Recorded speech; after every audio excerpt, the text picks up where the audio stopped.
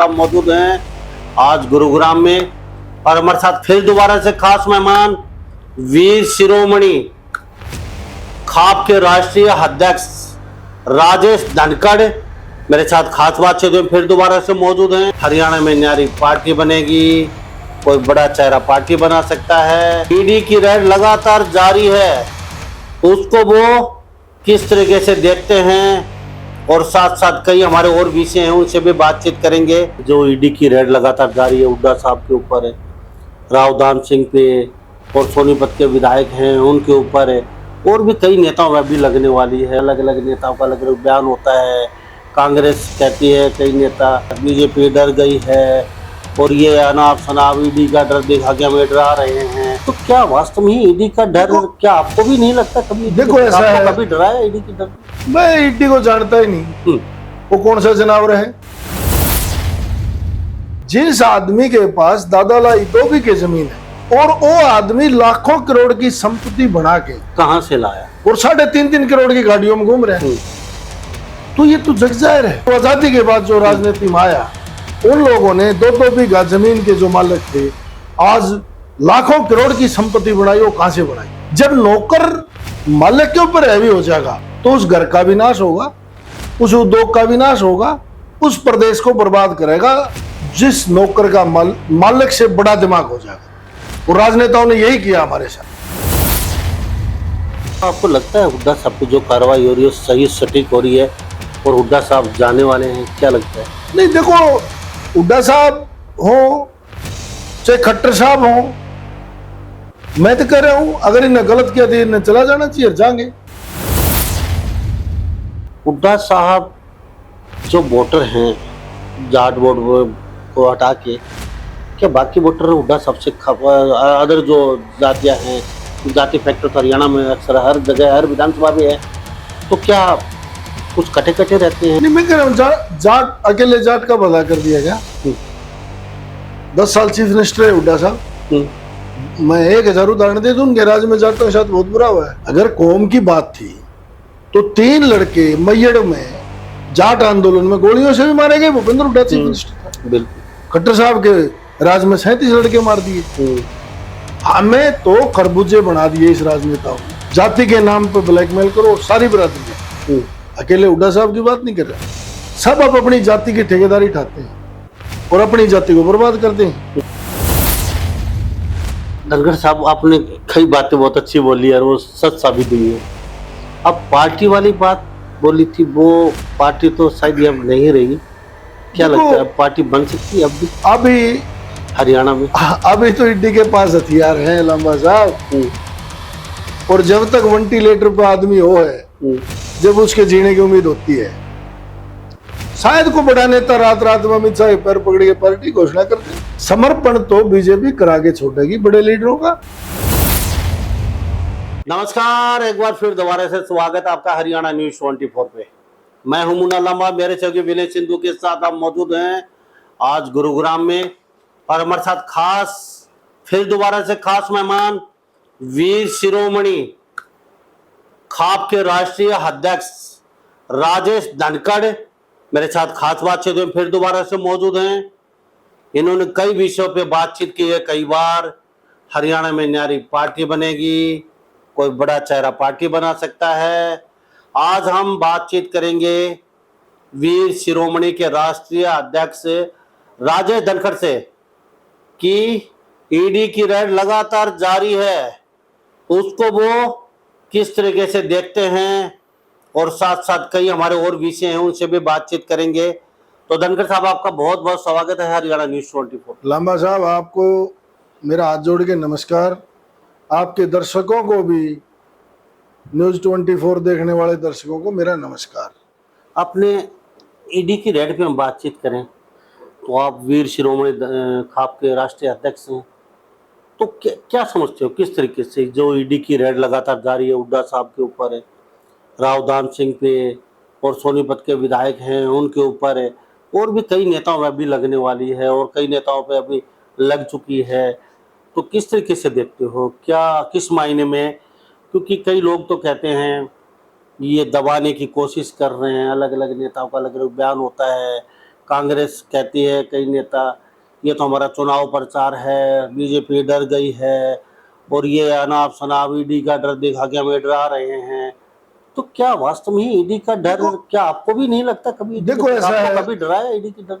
मैं ईडी को जानता ही नहीं, वो कौन सा जनावर है। हमारे पास तो कर्जा है, और जिसके सर पर कर्जा है उसका ईडी क्या करेगी? हम तो कर्जवान आदमी हैं। सही है। और चौधरी छोटूराम के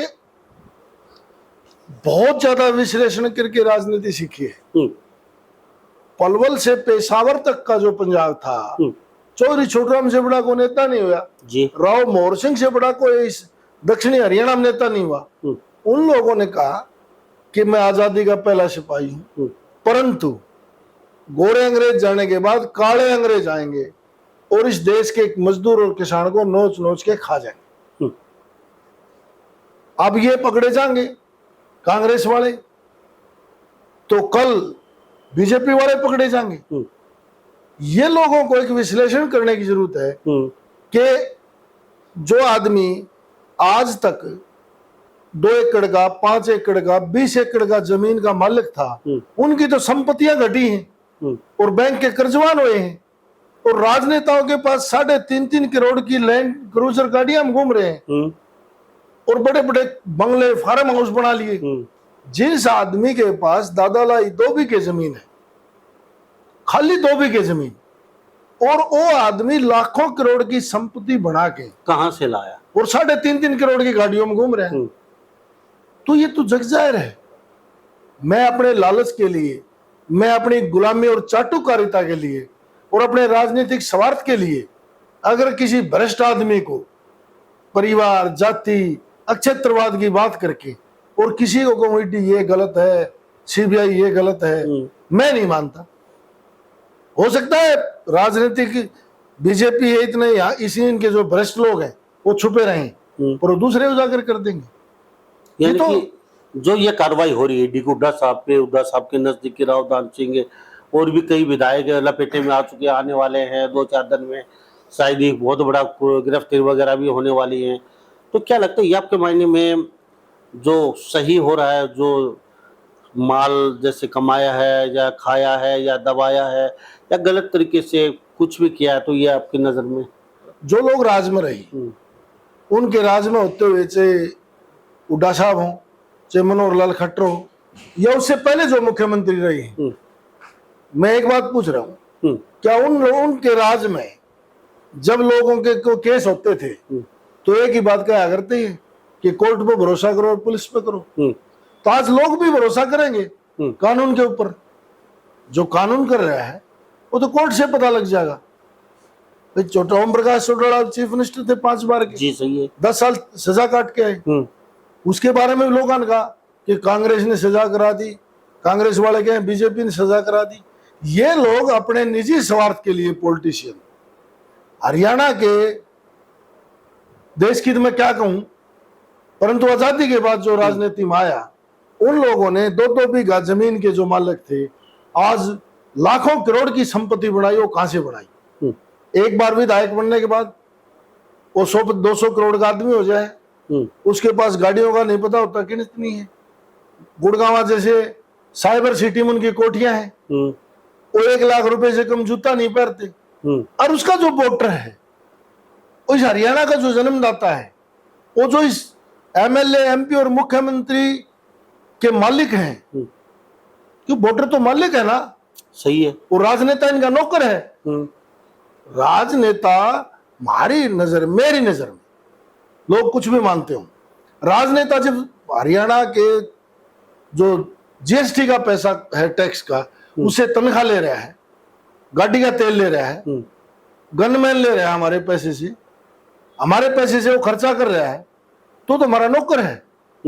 जब नौकर मालिक के ऊपर हैवी हो जाएगा और नौकर से मालिक को क्या कि नौकर जोड़ी फैला होगा, तो उस घर का विनाश होगा, उस उद्योग का विनाश होगा, और वो नौकर उस घर को, उस उद्योग को, उस प्रदेश को बर्बाद करेगा जिस नौकर का मालिक से बड़ा दिमाग हो जाएगा। और राजनेताओं ने यही किया हमारे साथ। तो धनखड़ साहब, आपको लगता है हुड्डा साहब पे जो कार्रवाई हो रही है सही, सटीक हो रही है, और हुड्डा साहब जाने वाले हैं, क्या लगता है? नहीं देखो, हुड्डा साहब हो चाहे खट्टर साहब हो, मैं तो कह रहा हूं अगर इन्हें गलत किया तो इन्हें चला जाना चाहिए, जाएंगे। हम्म, हम तो बेझिझक कहते हैं। हम्म, चौधरी चरण सिंह पे टिकट ऐड क्यों नहीं पड़ी? लाल बहादुर शास्त्री पे क्यों नहीं पड़ी? चौधरी बंसीलाल पे क्यों नहीं पड़ी? हम्म, इनके परिवारों पे क्यों नहीं पड़ी? चौधरी बंसीलाल इसी प्रदेश का राजनेता, हम्म, उसके मुकाबले का आज तक कोई राजनेता हरियाणा में हुआ नहीं। हम्म, भाई 12 साल चीफ मिनिस्टर रहा, हम्म, देश का रक्षा मंत्री रहा, देश का रेल मंत्री रहा, और उसके पास तो कुछ नहीं पाया। उसके तो बगड़ में आज भी ईंट, भट्टे की ईंट बिछ रही हैं, और इनके घरों में इटालियन मार्बल है, हजार हजार करोड़ के बंगले हैं। मैं कहता हूं सरकार अपना काम करेगी, विपक्ष ये कहेगा ये राजनीतिक भावना से कर रहे हैं।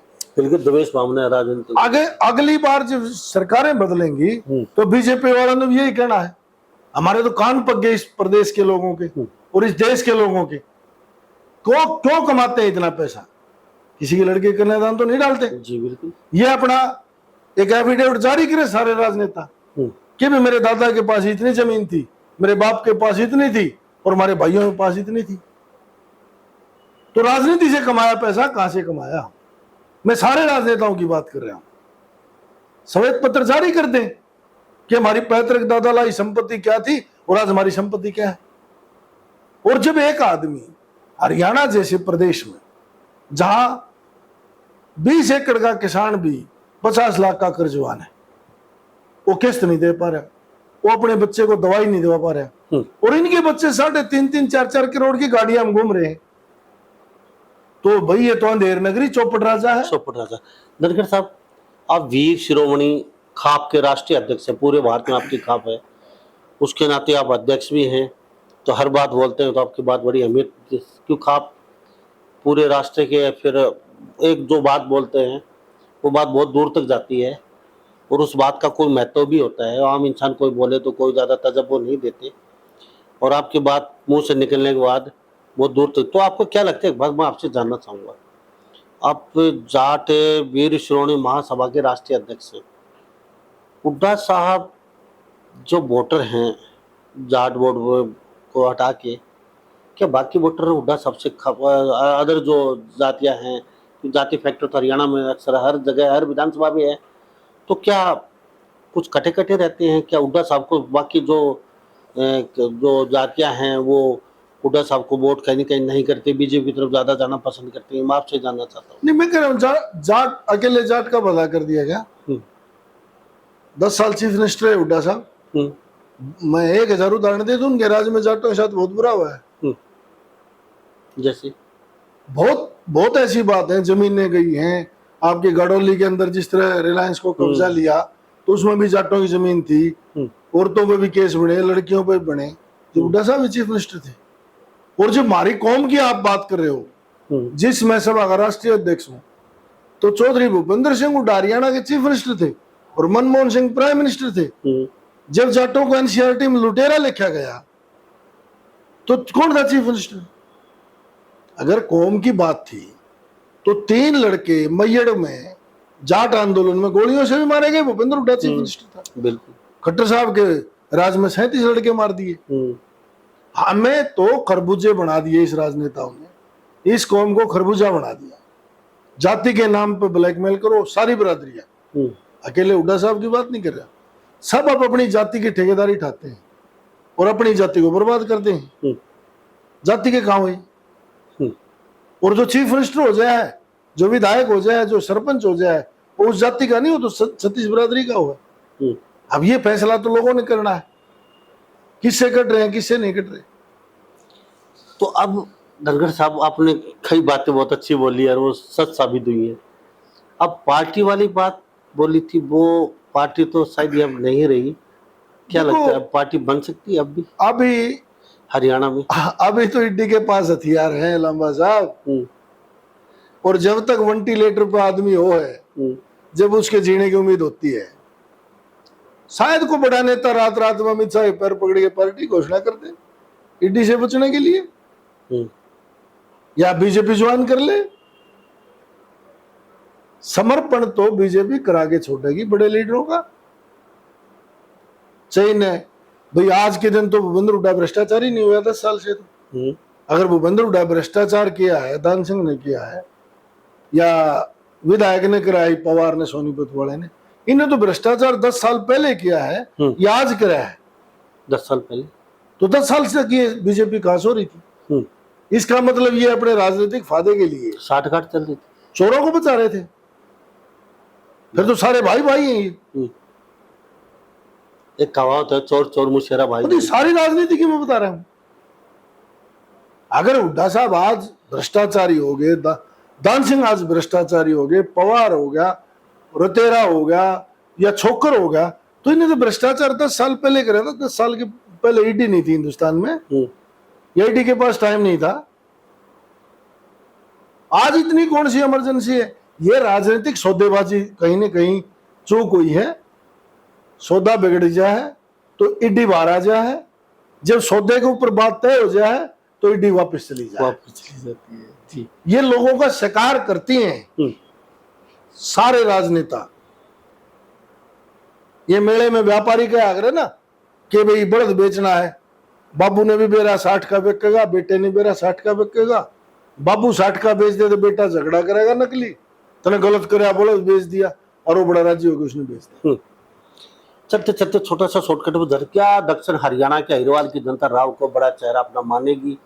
क्या उनकी तरफ झुकेगी? क्या लगता है? जनता को झुकने नहीं देंगे ये।